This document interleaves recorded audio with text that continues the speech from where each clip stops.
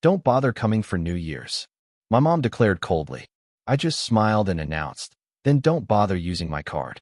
That night, I canceled their gas, groceries, and mortgage auto-pay and let the cold remind them who was really in charge. I, 32M, stared at my phone, Mom's words still echoing in my head. She delivered the news with that particular tone she reserved for maximum impact, cold, calculated, and designed to cut deep. Don't bother coming for New Year's, she'd said, as if I were some unwelcome stranger rather than the son who'd been carrying their financial burdens for the past 3 years. The call had started innocently enough. I'd mentioned bringing my girlfriend Sarah to their New Year's gathering, thinking it was time they met the woman I'd been seeing for 8 months. But Mom's response was immediate and brutal. Sarah wasn't welcome.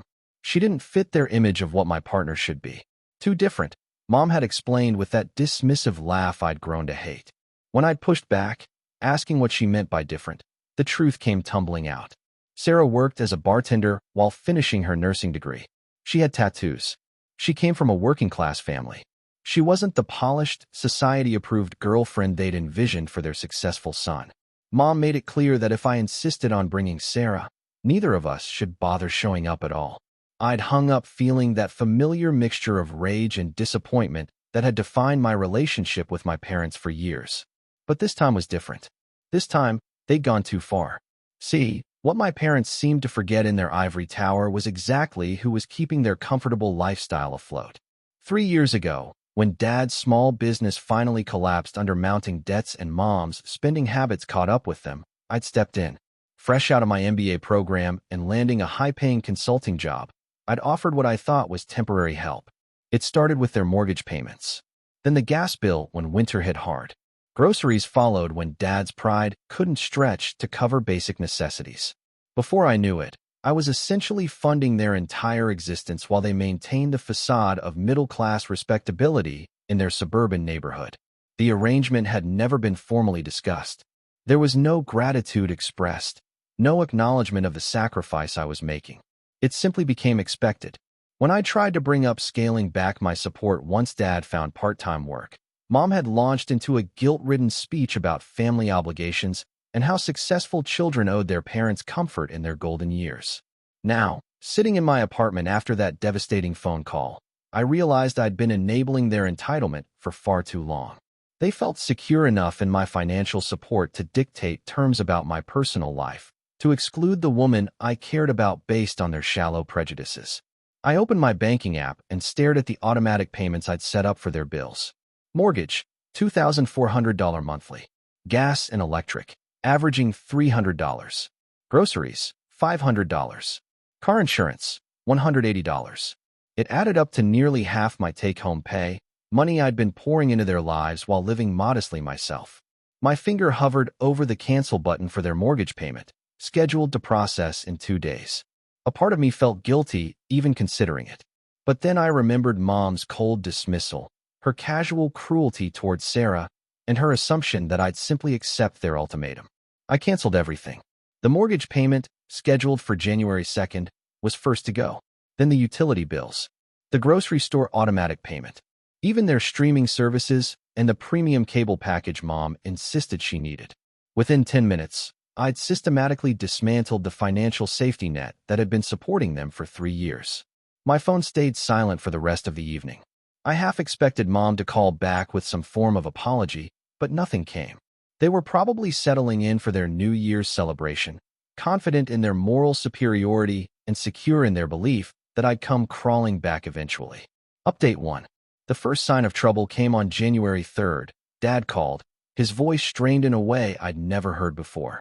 He'd received a notice from the mortgage company about a missed payment. There must be some mistake, he said. Could I check my bank statements? I told him there was no mistake. I'd canceled all their automatic payments after Mom's declaration about New Year's. The silence on the other end of the line stretched uncomfortably long before Dad asked what I meant. When I explained about Mom's ultimatum regarding Sarah, Dad's response surprised me. He claimed he didn't know anything about the phone call. Mom had told him I'd simply decided not to come for New Year's because I was busy with work. She'd never mentioned Sarah or the conditions she'd placed on my visit. For a moment, I almost wavered. Dad sounded genuinely confused and hurt. But then he made a crucial mistake. Instead of addressing Mom's behavior or asking about Sarah, he launched into a panicked explanation of their financial situation. They were depending on my help, he said. They'd planned their entire budget around my contributions. How could I just cut them off without warning? That's when it hit me. Even now, even when confronted with the real reason for my actions, Dad's primary concern wasn't my feelings or his wife's cruel treatment of my girlfriend. His main worry was the money. They'd become so accustomed to my financial support that they viewed it as an entitlement rather than a gift. I told Dad that if he wanted to discuss resuming payments, he and Mom needed to call Sarah personally and apologize. They needed to invite her to a family dinner and treat her with the respect she deserved. Until then, they could figure out their bills the same way every other adult managed their finances. Dad's response was immediate anger. He accused me of being manipulative and using money as a weapon. He couldn't understand how I could put a girlfriend I'd only known for 8 months ahead of my family's well-being. The conversation ended with him hanging up on me, but not before he promised that Mom would never apologize to some bartender. Update 2. By January 15th, the situation had escalated dramatically. Their gas had been shut off during one of the coldest weeks of winter.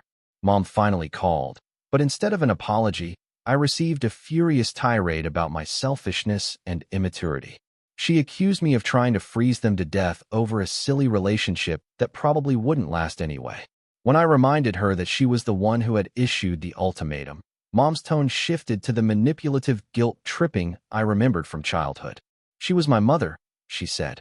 She'd sacrificed everything to raise me. How could I abandon them in their time of need over some girl who was clearly using me for money? That last comment revealed everything I needed to know about my parents' mindset. They couldn't conceive of someone caring about me for any reason other than financial gain, probably because that's exactly how they'd been treating me for years. I told Mom the same thing I told Dad. They could apologize to Sarah, invite her for dinner, and treat her like a human being worthy of respect. Or they could figure out their own financial problems. There was no middle ground. The calls became more frequent and increasingly desperate. Dad reached out to my aunt, who contacted me with concerns about my parents' well-being. I explained the full situation to her, including Mom's cruel rejection of Sarah and their years of taking my financial support for granted. My aunt, who'd never particularly liked Mom's pretentious attitude, was surprisingly supportive of my position. Through my aunt, I learned that my parents had been telling their friends and neighbors that I'd abandoned them financially without explanation. They were portraying themselves as victims of an ungrateful son while conveniently omitting their treatment of Sarah and their entitled attitude toward my money. Update 3. February brought a breaking point. Their mortgage company had initiated foreclosure proceedings, and the utility companies were demanding payment plus reconnection fees. Dad called me crying, something I'd never witnessed before. He begged me to reconsider, claiming they were facing homelessness. For the first time since this began, I felt genuine sympathy. But when I asked if they were ready to apologize to Sarah and invite her for dinner, Dad's response revealed they still didn't understand the fundamental issue. He said they'd be willing to meet her briefly, maybe for coffee, if I resumed their payments immediately. They were still trying to negotiate from a position they imagined gave them power. They still viewed an apology to Sarah as a concession rather than basic human decency. They still believed their financial crisis would eventually force me to surrender to their terms. I realized then that this was about more than just Sarah or their snobbery. This was about years of being taken for granted, of having my generosity treated as obligation, of being valued primarily for my earning potential rather than loved as a son. I made them a final offer. They had 1 week to call Sarah directly, apologize sincerely for their behavior, and invite her to a proper family dinner where they would treat her as a welcome member of our family. If they did this, I would resume their mortgage payments and help them catch up on utilities. If they didn't, they were on their own permanently. Mom's response came the next day through a text message that was both desperate and defiant. She said they were willing to meet Sarah at a restaurant for lunch, not their home, and they expected me to pay for the meal. She made it clear this was their final offer and that I was destroying the family over a relationship that wouldn't last. I didn't respond to the text. Instead, I blocked both their phone numbers and deleted their contact information. That evening, I took Sarah out for dinner and told her everything that had happened. She listened quietly, occasionally squeezing my hand when the story became particularly painful. When I finished, Sarah surprised me by saying she would have been willing to meet my parents despite their treatment of her. She understood that family relationships were complicated, and she didn't want to be the reason for a permanent rift. But she also understood why I couldn't accept their conditional, grudging tolerance disguised as compromise. 3 months later, I learned through my aunt that my parents had lost their house.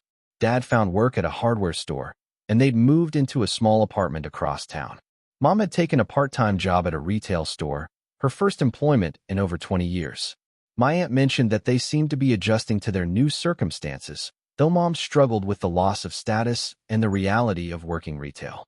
Dad, surprisingly, seemed almost relieved to be working again and not dependent on anyone else's charity.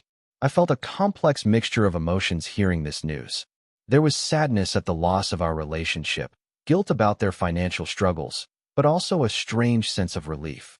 For the first time in years, my bank account balance wasn't being drained by their expenses. I could afford to take Sarah on proper dates, save money for our future, and live without the constant weight of their financial dependence. Sarah and I had grown closer through this ordeal. Seeing how I'd stood up for her, and our relationship despite enormous pressure, had deepened her trust and commitment. We'd started talking seriously about our future together, discussions that felt lighter and more hopeful without the shadow of my parents' disapproval. 6 months after cutting off their financial support, I received an unexpected letter in the mail. It was from Dad, written on simple notebook paper in his careful handwriting.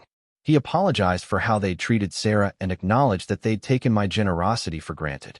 He admitted that losing their comfortable lifestyle had been a harsh but necessary lesson about self-reliance and gratitude.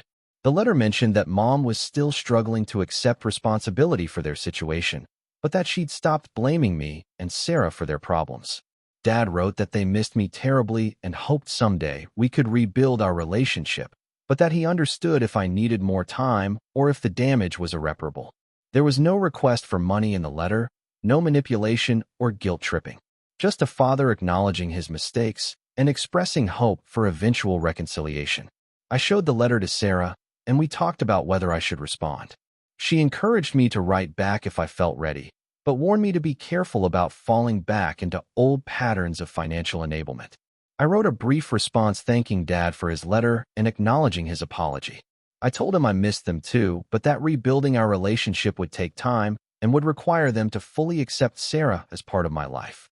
I mentioned that Sarah and I had gotten engaged, and that any future relationship with my parents would need to include treating my fiancé with genuine respect and warmth. Dad's next letter came a month later with congratulations on our engagement and a request to meet Sarah properly. He suggested a simple dinner at their apartment, with Mom promising to be on her best behavior. The letter felt different from their previous communications, humbler, more genuine, less entitled. Sarah and I decided to give them one chance.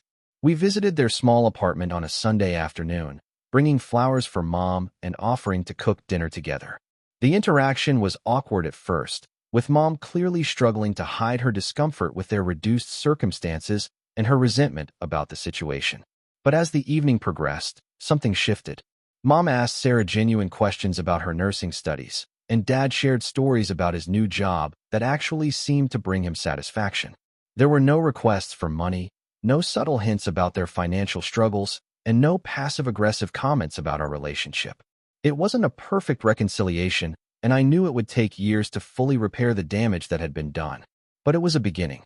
More importantly, it was a relationship based on mutual respect rather than financial dependence, with clear boundaries about what I would and wouldn't accept in terms of their treatment of my future wife. Looking back, cutting off their financial support was the most difficult but necessary decision I'd made as an adult.